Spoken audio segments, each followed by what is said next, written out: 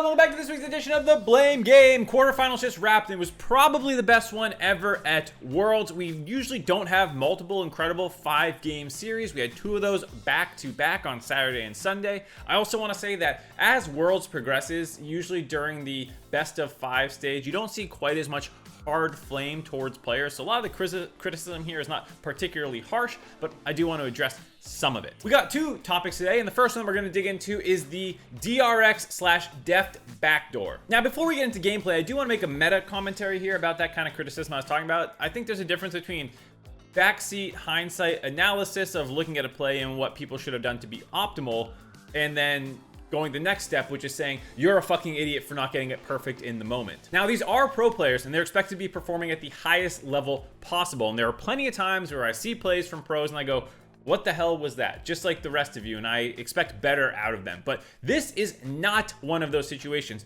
You never have the opportunity to practice this. There's insane pressure just in the moment. The crowd is going crazy, which bleeds through the microphones. Your teammates are probably screaming their heads off. Your hands are going crazy, jacked up with adrenaline. It is the kind of situation where you kind of have to throw your typical expectations of what pro players are out the window and accept them as just normal human beings. Imagine trying to think clearly in a moment like this. I think they still have smite. They're going to Baron. Watch out for this ward. TP is up. I have TP. Does anyone see Flandre? Eyes on Flandre. Anyone see the Jack? Oh shit, I have TP too. I can go. Stop their recall. Oh fuck, I got interrupted. Baron's at 2K. Baron's at 2K. They're on Nexus turret 1. Oh shit, we got this, guys. Just keep Baron. They're gonna start recalling. Go. Flash, go. I'm zoning. No flash. Yes, join me. Now, as you can imagine, with all that going on in your ears, the physiological reaction your body's probably having just in the moment, it's kind of hard to make good decisions. But we're gonna dig into a couple of those anyways, because like I said, I have no problem with hindsight analysis. It's only just trying to insult the players or something like that I would take a little bit of issue with. Kingen does TP in a bit of a dumb spot here, running forward into a brush with a pink ward and then recalling, and Sejuani easily hopped the wall and interrupts him with his ultimate. However, the path in is completely warded. There are pink wards in river, there's wards over the wall, his entire entrance is seen. And while he did walk up close to make it easier for Sejuani to interrupt, realistically, anywhere he recalled prior or teleported prior to this would have been interrupted as well, because Sejuani's ultimate is so long range. She even has flash available, so Sejuani could have flashed after him to really stop that recall. Kingen getting interrupted here probably stops them from winning the game, because getting interrupted, then hopping into the pit and stalling out their recalls for a couple extra seconds is not nearly as effective as getting extra autos down onto the turret and helping Deft actually end the game. However, the other reason I have a problem criticizing him is everything else that goes wrong in this play. For example, Deft here not shooting extra Qs into the ether to get Spellblade procs onto the second Nexus turret, as pointed out by Molecule here. If he had done this, he might have been able to win the game just himself. There's one aspect of this play that I've seen very few people comment on, which would have denied the entire play most likely, and that's Flandre himself TPing back. He randomly cancels his recall after channeling it for what looks like 5 or 6 seconds. He's definitely past the point that an empowered Baron recall would have sped it up, because sometimes you want to cancel it, get the Baron buff, then recall. But here that's not the case. It seems like the comms within their side is also a disaster, and Flandre thinking he needs to help peel Zeka or something to make sure that they can actually get their recalls off as a team. If he just channeled his recall the entire time, he could have stopped Def himself, and like we said, Kingen probably can't find a real recall spot that's not going to get interrupted. The final thing I'll say is if DRX are paying attention to the inhibitor timer windows, they would know that this is probably too risky of a play to go for. Their mid inhibitor has already respawned, and you should know roughly the time that you took that one compared to the top inhibitor,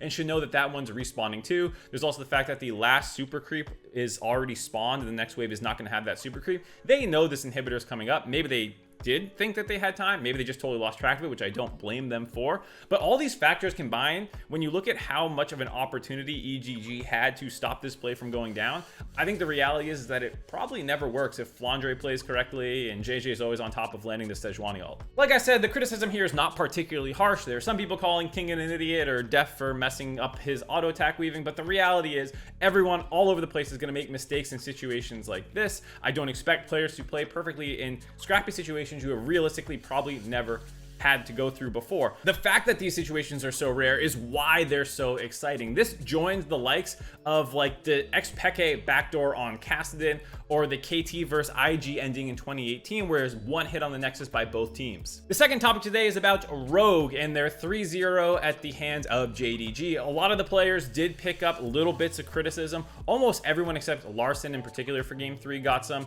Malrang for his combos on Lee Sin, Odo for losing top lane, bot wave for mispositioning. So let's take a look at what really cost them the game here. Things start well for Rogue, getting a 2v2 kill into the bot lane off Comp and Trimby's own 2v2 prowess. If you look at how Rogue's comp wants to play here, Maokai is expected to be on the weak side. You have a winning bot lane that your mid-jungle 2v2 wants to get prio and then roam down to the bot lane to make plays happen. Rogue do a pretty effective job at trying to utilize this game plan after that 2v2 happens. We see Malrang make multiple attempts onto mid lane trying to get a kill onto Yagao. Unfortunately, Yagao is just too good. You could argue that Malrang should hold his Q here for more damage from Larson to come in to get a higher percentage of the execute damage on the Q2 proc, but that also might give Yagao an opportunity to use Sylas's kit to gap close away from the wall and get some damage back out onto him, so he just wants to insta-combo him.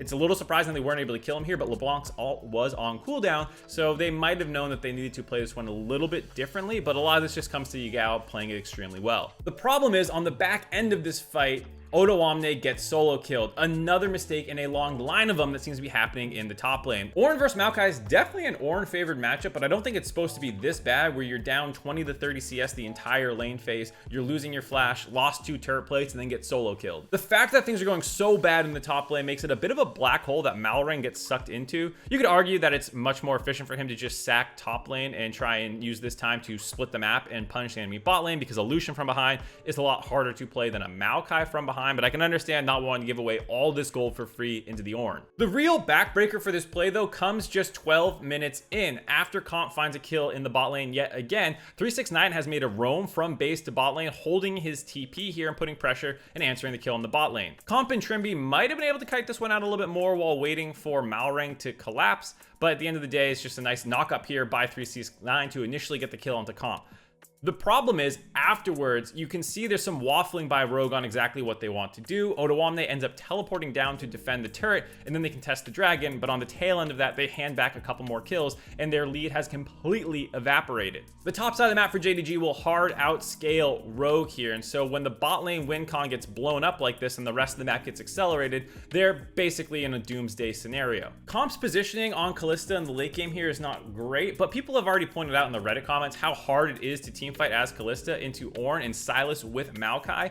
Maokai has not found a win when Sylas is taken away by the enemy team, as people on Reddit were pointing out, and so anytime that you take the tree and leave up Sylas, it feels like an auto loss. So at the end of the day, all the Rogue blame is accurate in some sense. It was a game where multiple people were making a lot of mistakes. And normally when I do these, I try and look at the situations where if this player had done the thing properly, then they would have potentially been able to win the game. But it felt like so many things were going wrong here that it doesn't feel worthwhile to pick them apart. And I'm more concerned about the underlying reason why Rogue and even NA has been struggling. And so, spoilers, I'll be doing a second blame game this week, talking about more infrastructure related things. Rogue at the end of the day was just outclassed in this series and did not seem to have much of a hope at all. Anyways, that's gonna do it for this week's episode of the Blame Game. Thank you all for tuning in. Like I said, there'll be a second episode coming about infrastructure. It should be coming out the day after this one. We will also be doing a live hotline league in Atlanta on Friday night, I believe it is.